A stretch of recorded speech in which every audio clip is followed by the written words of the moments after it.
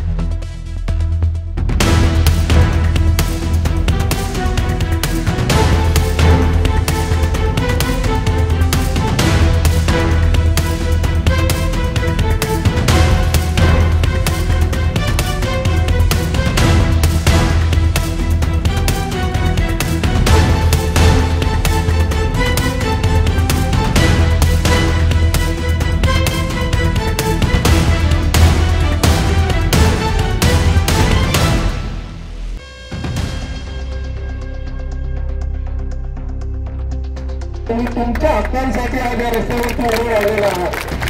तुम्ही तुमच्यासाठी करायला आला एवढा मोठा प्रतिसाद आपल्याला मिळालेला आहे। आणि हा जो मंच आहे हा मंच आपण खूप वेगळ्या धाग्यातून चालू केलेला आहे। फक्त प्रश्न असतील किंवा